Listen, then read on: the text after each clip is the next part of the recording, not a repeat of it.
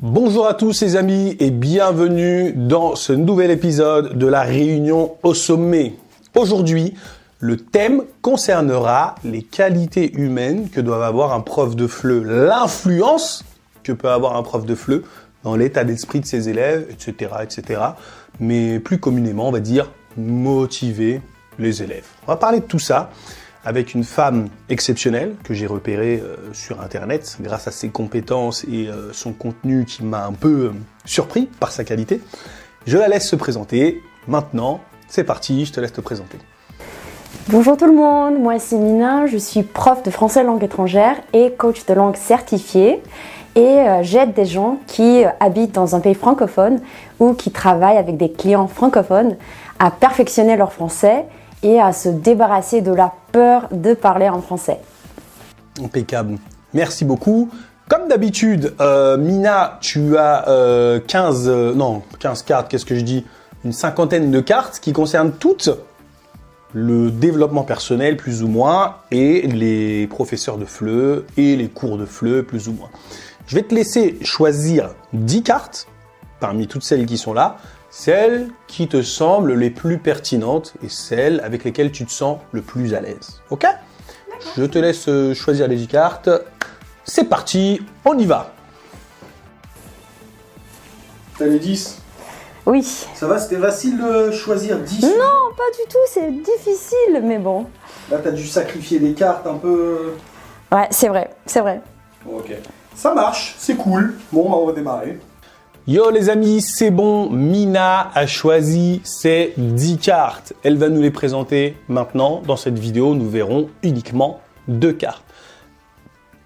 Alors Mina, quelle est la première carte dont tu veux parler, le premier sujet dont tu veux parler? Alors, ma première carte est le réveil, c'est-à-dire comment garder la motivation des apprenants. D'accord. Voilà. J'aime bien parler de la motivation parce que je crois que c'est très important d'être motivé. Mais moi, j'aime bien dire que je ne les motive pas, mais je les inspire plutôt. Je les aide à découvrir leur motivation profonde, c'est-à-dire la motivation intrinsèque. D'accord. Et je les aide à la garder en continu, en fait. Parce que moi, en tant que prof et coach, c'est mon rôle. D'accord. Et comment est-ce que je le fais? D'abord, lors de notre session initiale, je leur pose 2 questions. La première, c'est sur une échelle de 1 à 10, à quel point es-tu motivé à améliorer ton français? Et la question suivante... En général, ils te répondent 10. Ça dépend. Parfois, on me dit, bon, 8. J'aimerais bien améliorer mon français, mais j'ai des difficultés à m'exprimer, j'ai peur, j'ai pas assez de temps, voilà. D'accord. Donc il y a parfois des difficultés. Parfois on me dit 13, 15. Ah d'accord, Je suis eux, ils sont super vraiment motivée. déterminés, d'accord. Voilà. Ce qui nous facilite la tâche. C'est clair. Voilà. Et la question suivante, c'est ce qu'on appelle la question de vision. C'est-à-dire, si tu parlais français couramment, comment est-ce que ta vie changerait? Parce que j'aimerais bien qu'ils imaginent déjà leur objectif déjà atteint. Voilà. Donc je parle français couramment. Qu'est-ce que je fais dans ma vie? D'accord. Toi, en fait, tu penses que la projection avec un objectif atteint peut renforcer Oui, ça va les la booster motivation? tout de suite là. D'accord. Ça se voit déjà les yeux, voilà, qui brillent tout d'un coup comme ça. C'est vraiment super. C'est pas mal ça.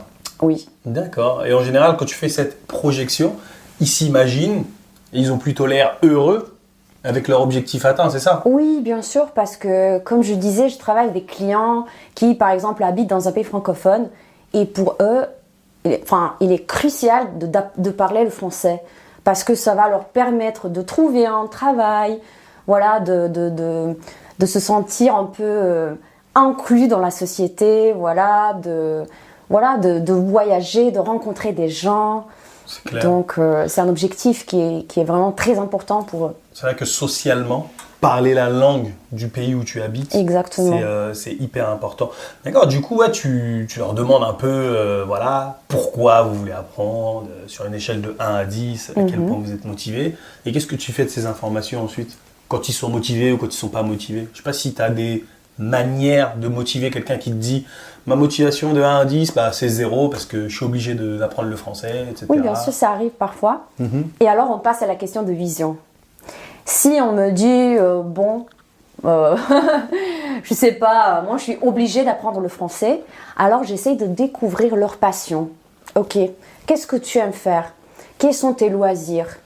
Parfois on me dit, j'aime bien voyager, j'aime bien regarder des films sur Netflix.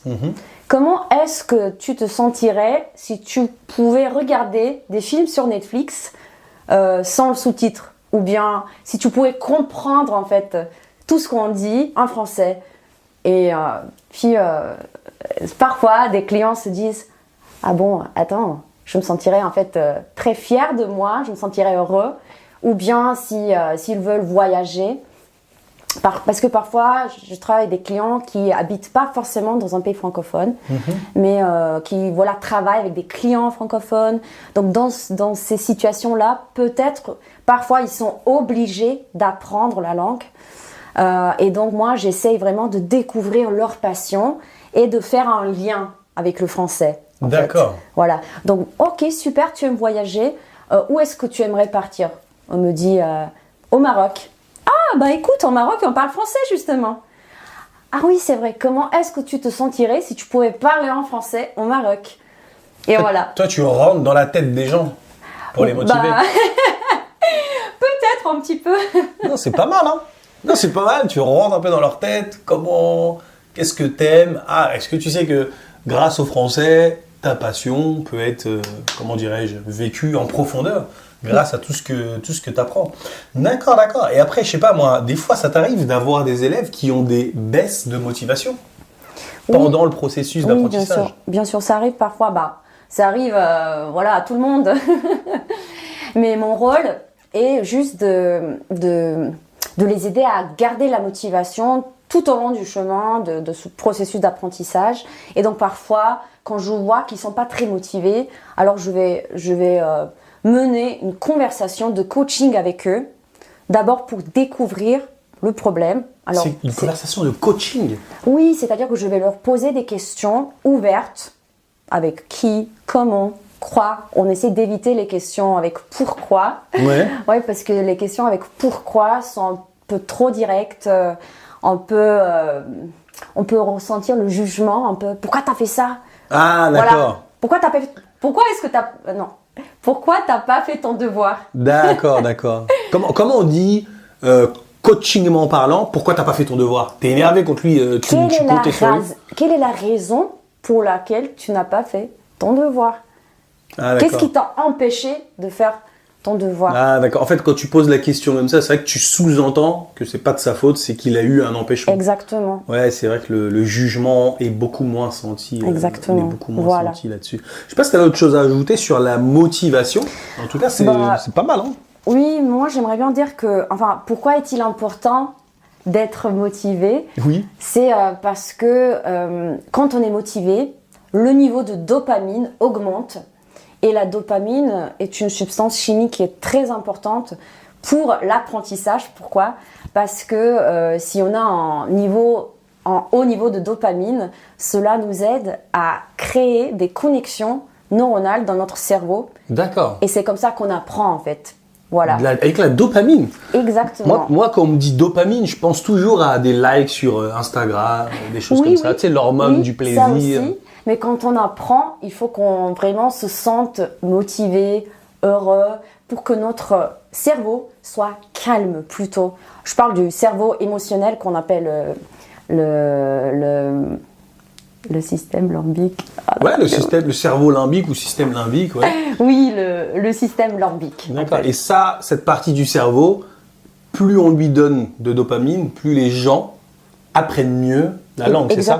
Exactement. On crée en fait cette ambiance favorable à l'apprentissage. D'accord. Est-ce que toi, tu aurais un exemple d'activité ou de choses en fait que tu fais qui augmente la dopamine chez les gens? Est-ce que ça peut être des mots comme très bien, bravo, ou c'est plus des activités qu'ils font? Les deux. En fait, les deux. Le commentaire positif est crucial. D'accord. Vraiment. Et pas le commentaire comme oui, bravo, bon travail.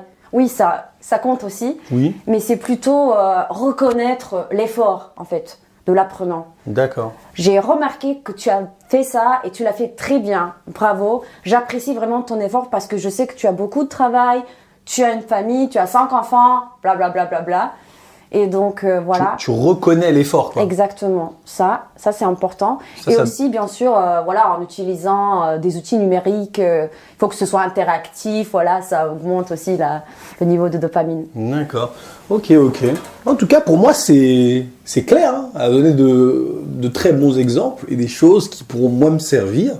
Et aussi, vous servir. Parce que moi, je ne sais pas si vous pensez forcément à tout ce qu'elle vient d'énoncer. Mais c'est vraiment crucial. Je ne sais pas si tu avais autre chose à ajouter ou si je peux faire un petit résumé sur la motivation. Oui, on peut continuer. Ouais, attends, vite fait. Comment garder la motivation de ses apprenants? Je vais faire un petit résumé pour que les gens gardent ça un peu frais dans leur tête. Tout d'abord, en fait, quand vous parlez avec eux, essayez de comprendre pourquoi ils apprennent la langue et vraiment aller au fond des choses, en fait. Pourquoi ils l'apprennent et à quel point ils sont motivés pour l'apprendre. Là, vous allez tout de suite savoir si vous avez vraiment un autre rôle que le simple rôle de professeur ou aussi le rôle de motivateur, en fait. Plus la personne est motivée, peut-être que vous aurez moins besoin de la motiver, mais si elle vous dit j'ai une motivation de 1 sur 10, essayez de lui parler de ses passions et de voir à quel point il pourra vivre pleinement ses passions, en fait. Il pourra profiter de ses passions grâce à la langue française. Essayez de faire une petite association de ça. Et si pendant le processus d'apprentissage, vous sentez comme une petite baisse de motivation, ne le jugez jamais. Contentez-vous d'expliquer que vous comprenez pourquoi, vous comprenez tout simplement pourquoi il n'a pas réalisé telle tâche ou telle tâche, en fait. Oui, comment ça se fait que tu n'as pas pu la faire. Il vous explique pourquoi, en fait.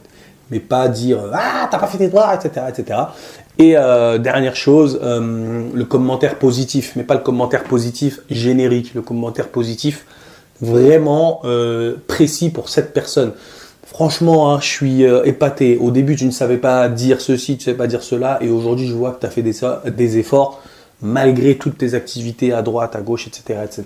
Je suis fier de toi, continue comme ça. Et ça va lui donner un shoot de dopamine. Et ça va le motiver, Et aussi dans vos ressources, voilà, mettez un petit peu de peps dans vos ressources, ça augmente la dopamine et la motivation. Merci beaucoup Mina. Je ne sais pas si j'ai bien résumé. Oui, bravo. Ah, et au fait, je ne vous l'ai pas dit dans la présentation, mais Mina n'est pas native. Hein.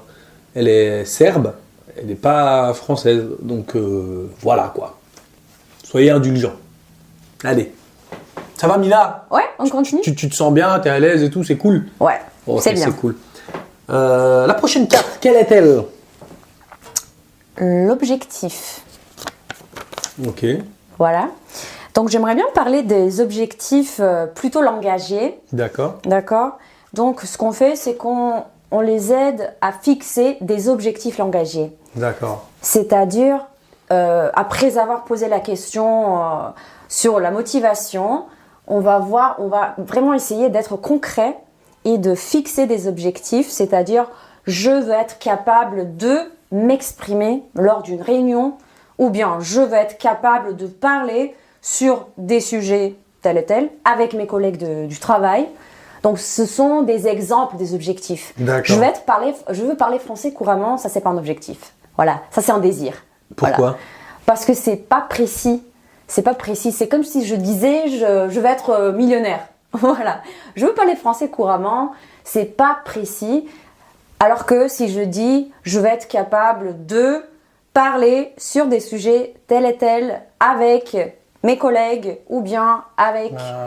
Voilà, il faut qu'on soit vraiment précis. D'accord. Pour que ce soit personnel, vraiment. D'accord. Pour que ce soit pas très générique. D'accord. Tu crois que ça, c'est un problème qu'ont certains profs qui demandent c'est quoi tes objectifs? Moi, c'est d'avoir le niveau B2, C1 et ils se contentent de ça. Pour toi, ils ne devraient pas se contenter uniquement de cette information-là.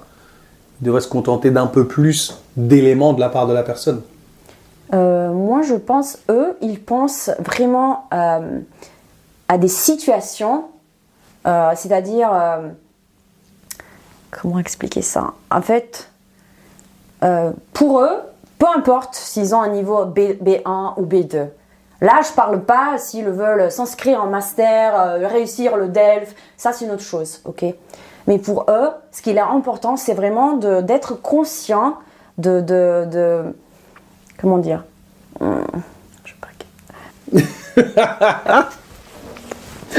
Calme, tranquille. Ouais, tu sais pas s'ils peuvent être conscients Non, de... je veux dire en fait que ce sont les situations de communication qui comptent pour eux. D'accord, Pas le niveau B1, B2, C1, peu importe. d'accord. Il faut être plus focalisé sur les situations de communication.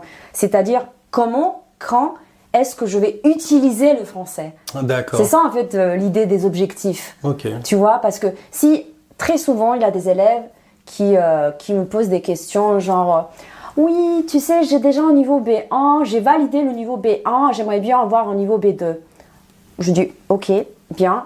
Et pourquoi est-ce que tu... Enfin, j'évite des questions avec le mot pourquoi. Ah, dans ce cas-là, oui, t'as raison. Ouais, dans ce cas où... voilà. Non, dans ce cas-là, je pense que tu peux dire pourquoi t'as besoin de ce Oui, niveau-là. enfin, quelles sont tes raisons pour lesquelles tu veux apprendre le français? Et on me dit, bon, oui, je veux parler français couramment. D'accord. Donc voilà, tu vois déjà que les gens comprennent pas pourquoi ils apprennent la langue. Et donc tu les aides un peu. Ok, bon, où est-ce que tu utilises le français? Est-ce que c'est au travail? Est-ce que c'est, je sais pas, au quotidien? D'accord. Où est-ce que tu habites? Qu'est-ce que tu fais dans la vie? Voilà, on les aide un peu. On les guide en fait. D'accord. Nous sommes les guides. Voilà. D'accord. Toi, tu crois que ça existe des gens qui veulent apprendre le français sans réellement connaître leurs oui, besoins? Bien sûr. Ouais, ça m'est D'accord. arrivé plusieurs fois. Surtout avec des élèves qui apprennent la langue juste pour plaisir. Voilà. Donc ça, oh oui, j'aime la France. Voilà, c'est tellement chouette. Le croissant, le fromage, le vin. Ouais.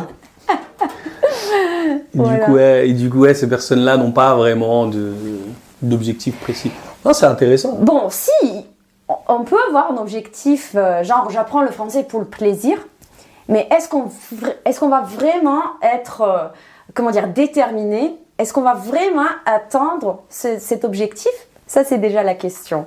Voilà. D'accord. Ouais, en fait, quand tu as une motivation précise, que ce soit sociale, professionnelle ou même pour un diplôme, c'est vrai que c'est beaucoup plus simple d'avoir la motivation que quand c'est une personne qui veut apprendre le français, voilà, pour le plaisir, quand elle a le temps. C'est pas vraiment Exactement. vital pour elle, Exactement. tu vois. Non, c'est clair que c'est important d'en parler. Exactement. Du coup, toi, à chaque fois que tu parles avec un de tes élèves, tu as toujours son objectif en tête, l'objectif de ton élève en tête. Oui, c'est important, vraiment. D'accord. Ok. Non, c'est intéressant. Je sais pas si tu avais autre chose à ajouter pour les objectifs langagiers. Bon, je crois que ça va. Tu penses que ça va? Ok, c'est cool. Les objectifs, ça peut être des objectifs de cours, mais avec Mina, là, on vient de parler des objectifs langagiers. Qu'est-ce que ça veut dire? C'est-à-dire que quand vous avez une personne en cours, vous lui dites aussi, pourquoi tu apprends le français? Elle va vous donner une réponse bateau et c'est à vous de creuser. Ça s'appelle la maïeutique socratique, je crois. Socrate faisait ça en fait. Oui, je veux parler couramment. Oui, pourquoi tu veux parler couramment, etc., etc., etc. Et ils vont vous donner plusieurs éléments en fait que vous allez garder en tête, ok? Pour pouvoir sortir avec mes collègues du travail, avec qui je suis en France, pour discuter avec ma belle famille, etc., etc. Et toutes ces informations-là, vous devez les garder avec vous pour pouvoir les ressortir à un moment ou à un autre, ok? Mettons, il a une baisse de motivation. Allez, vas-y. Là, aujourd'hui, on va voir comment demander l'heure. Et là, avec ça, tu pourras donner des rendez-vous avec tes collègues, donner des rendez-vous avec ta belle famille, etc. Et de temps en temps, voilà, ça lui fera une petite piqûre de rappel sur la raison pour laquelle il apprend le français. Ça va, Mina? Oui. Impeccable. On se donne rendez-vous dans une prochaine vidéo pour 4 autres sujets avec Mina. Je vous dis à tout à l'heure. Ciao! Salut. C'est bien. C'est génial. Ok, j'ai bugué un peu, mais bon, c'est pas grave. Ouah, ça va. Ça va.